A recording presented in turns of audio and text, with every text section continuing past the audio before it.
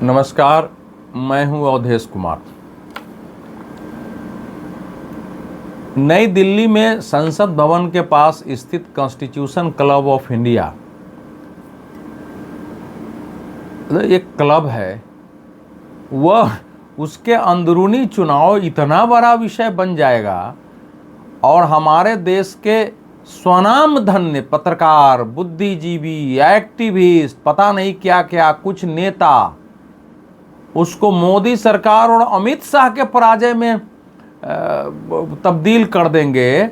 ये मैं कल्पना भी नहीं कर सकता था। मैं तो हंसता भी हूँ कि जितने लोग लिख रहे हैं उसमें से बहुत सारे लोग तो कॉन्स्टिट्यूशन क्लब जानते ही नहीं हैं, जानते भी नहीं होंगे, कभी वहाँ कुछ लोग तो आए भी नहीं होंगे। कुछ लोग जो रेगुलर आते हैं, जो यहाँ की व्यवस्था बदलने की बात करते थे, वो भी अजीब बात कर रहे हैं। अब जो सचिव पद की, सचिव प्रशासन, उसमें 3 सचिव का पद है, एक सचिव प्रशासन, एक सचिव खेल और एक सचिव संस्कृति। तो प्रशासन मुख्य पद होता है, पूरी व्यवस्था उसी के जिम्मे होती है। और सचिव खेल और सचिव संस्कृति को भी उसके ही मतलब परामर्श से उससे सब सलाह मशविरा करके काम करना पड़ता है। 11 लोगों की एक समिति होती है, क्लब है ये। अच्छा, दोनों जो सचिव पद पर खड़े थे, ये दोनों भारतीय जनता पार्टी के सांसद हैं, चाहे राजीव प्रताप रूडी हो छपरा के सांसद, या नहीं एक दूसरे पूर्व सांसद है, या संजीव कुमार बालियान हो जो पूर्व सांसद है, मुजफ्फरनगर से पूर्व सांसद रहे। दोनों भारतीय जनता पार्टी के, दोनों एक दूसरे के जानते हैं, दोनों एक दूसरे से बात करते रहे हैं। तो एक चुनाव था ये।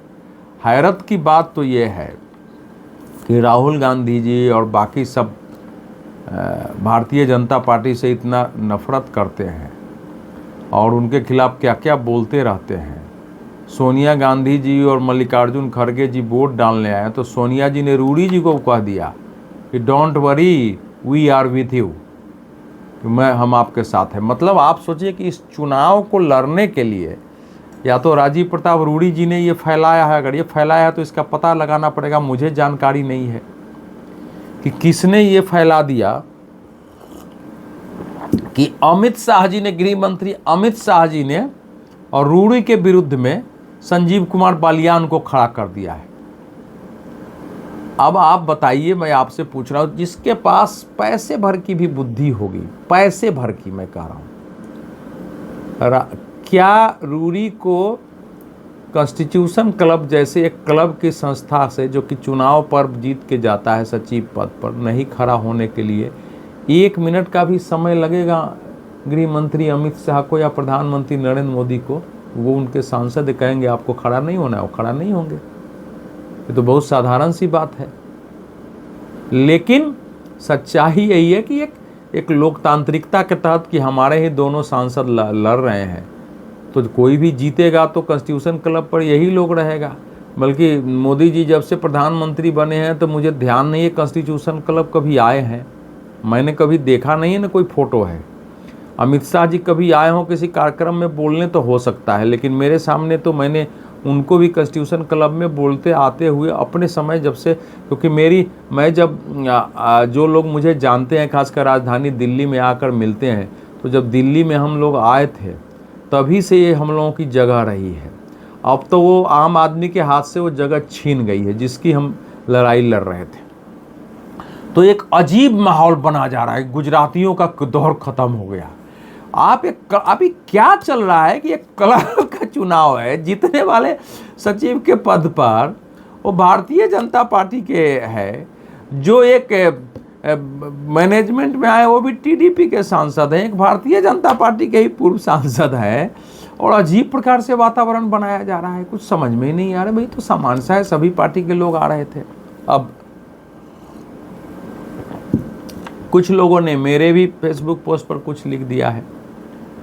कॉन्स्टिट्यूशन क्लब, जब इस देश में संविधान सभा शुरू हुआ तो संविधान सभा के हॉल के बाहर भी कॉन्स्टिट्यूशन पर लोग विचार विमर्श करें, इसके मेंबर, उसके लिए एक जगह की आवश्यकता थी। उस जगह की आवश्यकता की दृष्टि से ये विकसित हुआ था। बाद में जब पार्लियामेंट बन गया तो पार्लियामेंट, भाई संसद, अगर संसदीय लोकतंत्र को चलाना है तो पार्लियामेंट के बाहर भी तो कोई जगह चाहिए।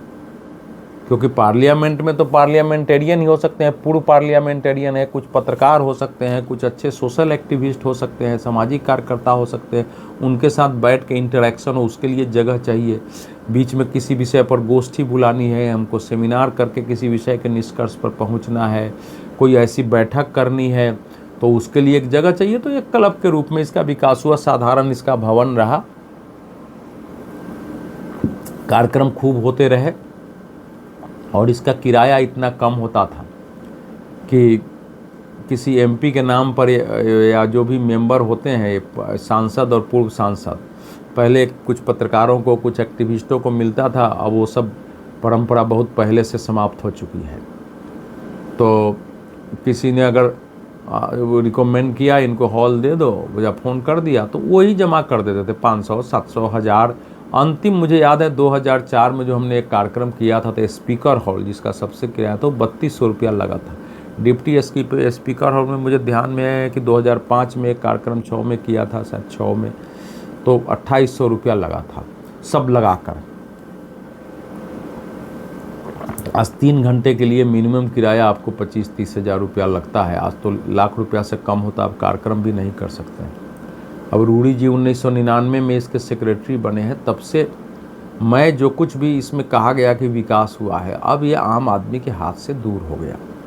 इसमें बियर बार खुल गया, जहाँ लोग शराब पीते थे, कभी वो स्थिति नहीं थी। उधर से दूसरी ओर इसमें स्विमिंग पूल बना दिया गया, जिसकी कल्पना नहीं, ये आम क्लब इसको बनाना ही था।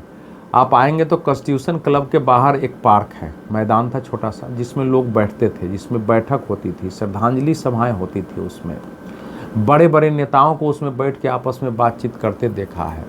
शुरू में दिल्ली में इतनी सुविधाएं नहीं थी, तो जो संघर्ष करने वाले लोग हैं, वो पत्रकार हों, कलाकार हो, राजनीति में संघर्ष कर रहे हों, सामाजिक जीवन में हो, लोग आते थे इधर, तो उसी पर गर्मी में लेट के आराम भी कर लेते थे। और रूडी जी सेक्रेटरी बने तो विकास के नाम पर उस पार्क को ऐसा कर दिया गया कि उसमें मनुष्य जा ही नहीं सकता। एक सज्जन ने हमारे पर टिप्पणी लिखी, कभी आए भी नहीं होगी, आपने ऐसे लिख दिया। उसमें चिड़िए टहलते हैं, कुत्ते चले जाते हैं, लेकिन मनुष्य पैर नहीं डाल सकता है उसमें।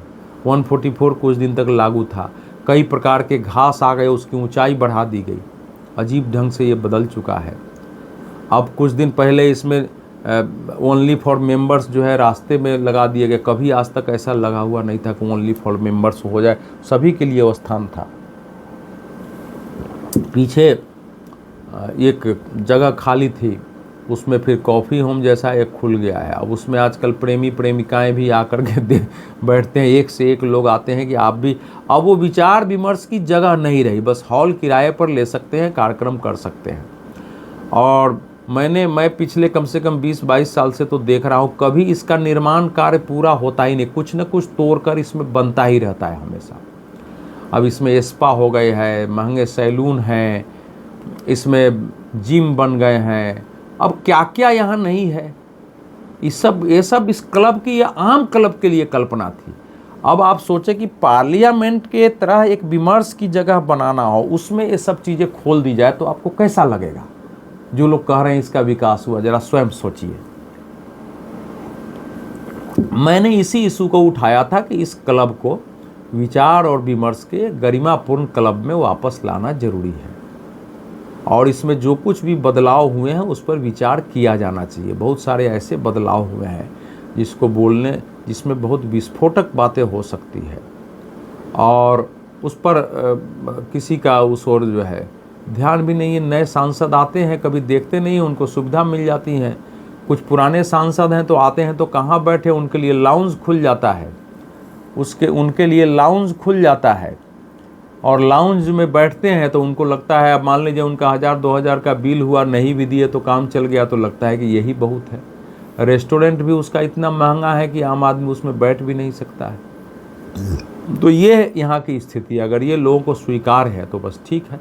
तो ये रूडी जी या संजीव बालियान के समर्थन और विरोध का विषय नहीं था, ये विषय कॉन्स्टिट्यूशन क्लब के मुद्दे का था, और वो बना हुआ है कि उसके सामने का जो की एक जगह थी, जहाँ की कॉन्स्टिट्यूशन क्लब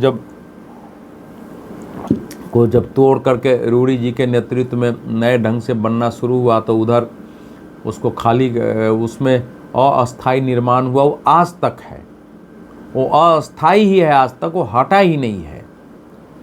हो सकता है अब उसको भी अस्थाई बनवा दें, अब जगह ही यहाँ नहीं रहेगा भवन के अलावा। मावलंकर हॉल पता नहीं कब से बन रहा है तोड़कर, कभी पूरा नहीं होता है इसका। लेकिन अगर सांसद और सदस्यों को, भाई लोकतंत्र है, वो चुनाव जीते हैं, जीत गए हैं, तो जाहिर है अब जो विजय हुई है, अब जैसे खेल सचिव राजीव शुक्ला जी बने हैं, अब ठीक है, अब ऐसे लोगों के चुनाव लड़ना, उनको हराना और जीतना वो बहुत कठिन होता है, बाहर से कुछ भी कहना। लेकिन सबसे जो स्थिति होती है कि भाई ये कैसे मोदी की और अमित शाह की हार हो गई है, वो मेरी समझ से तिरुचि शिवा जो है वो इसकी सेक्रेटरी कल्चर हुई है, सेक्रेटरी स्पोर्ट्स राजीव शुक्ला हुए हैं, और एपी जितेंद्र रेड्डी जो है ट्रेजरर हुए हैं, जो तेलुगु देशम के हैं, और नरेश अग्रवाल वो भी आजकल बीजेपी में है, प्रसन्न बनर्जी, श्रीरंग अप्पा बारने, श्री कैलाश एन सिंह देव, श्री प्रदीप गांधी, श्री जसवीर सिंह गिल, अब श्री दीपेंद्र सिंह हुड्डा, श्री नवीन जिंदल, श्री एनके प्रेमचंद्र, श्री प्रदीप कुमार वर्मा, श्री अक्षय यादव। अब देख लिए, इसमें भी अगर एक पार्टी से देखा जाए तो बीजेपी के सदस्यों की मेजॉरिटी है। अब ये सब जीत गए तो ये सब अमित शाह की हार हो गई, नरेंद्र मोदी की। हार जाते हैं सब तब भी हार हो जाती है उनकी। ये अजीब विश्लेषण है।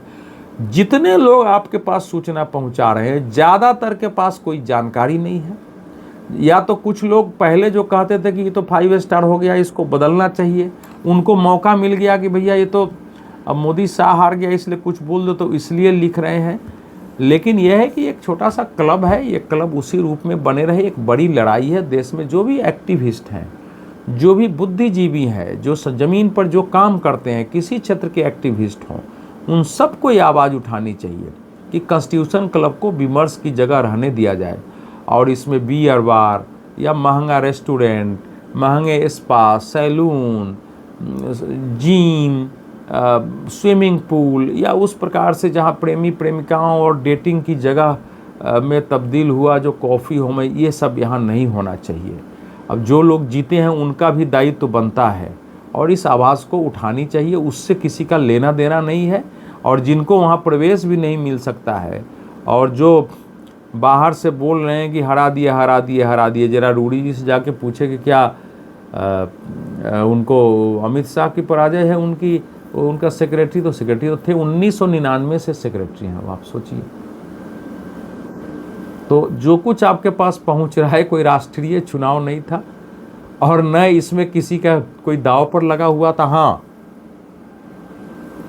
अगर कांग्रेस के पास यही सूचना है कि राजीव प्रताप रूडी को अमित शाह और मोदी हराना चाहते हैं, उसके लिए हमको वोट देना चाहिए, और सोनिया जी खड़गे जी आ गई हैं, या राहुल जी से उनका संसद में राजीव प्रताप रूडी निकल रहे हैं और राहुल जी से उनकी कुछ बातचीत हो रही है, वो बातचीत का तो ऑडियो नहीं सुनाई दे रहा है, लेकिन वो दिखाई दे रहा है कि वो कुछ पूछ रहे हैं इनसे। तो आप समझ लिए कि कांग्रेस के पास कैसी सूचना जाती है। दोनों जीतते तो बीजेपी के ही होते। कांग्रेस के लोगों ने, समाजवादी पार्टी के लोगों ने, आरजेडी जिस लालू जी को हराया है राजीव प्रताप रूडी ने जी ने उनको छपरा से, उनके विरुद्ध जो है चुनाव आयोग में मामला दायर किया है कि ये भ्रष्टाचार से चुनाव जीते हैं, और उसके बाद चुनाव कैंसिल हुआ और दोबारा चुनाव हुआ है वहाँ। आरजेडी भी उनके पक्ष में आ गई कि मोदी और शाह हराना चाहते। क्या गेम है ये, और हो गया है। तो आप भी इसका निष्कर्ष निकालिए और भ्रम में मत पड़िए। बहुत बहुत धन्यवाद।